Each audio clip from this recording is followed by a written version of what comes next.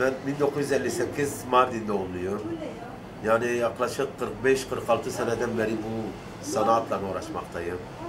Baba mesleğimiz olan bu bakırcılığı, bir de cam altı hat sanatını devam ettirmekteyim. Burada yetiştirdiğim 2 oğlum var. Onlarla birlikte bu işi devam ettirmekteyim.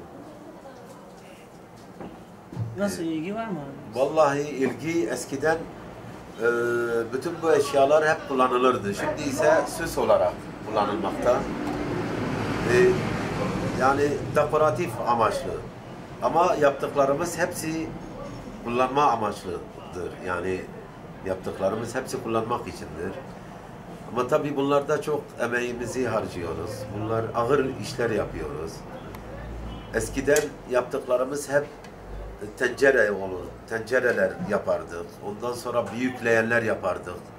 Büyük kazanlar yapardık. Mardin ibriği yapardık. Ve onlar terk edilince süs eşyaya yöneldik. Bunlar da çok az müşterisi çıkıyor. Bazen bakanlığımızın düzenlediği sergilere katılıyoruz. Allah'a şükür yani ekmeğimizi zar zor Allah'a şükür çıkarıyoruz. Büyük atölyeler kurulsa, orada eğitici hocalar da olsa, yani bu meslek de ölmez. Bunun devamı, arkası da gelir.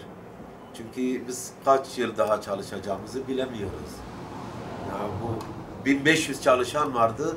O 1500'den ben 2 oğlum, babam da hayatta zaten. O da ama ihtiyar o, 85 yaşında. Ondan sonra yetiştirdiğim birkaç kişi daha var ama onlar tam böyle bütün işi bilen değildir. Birkaç bir şeyi biliyorlar. Bizden sonra devam ettiren kalmayacak.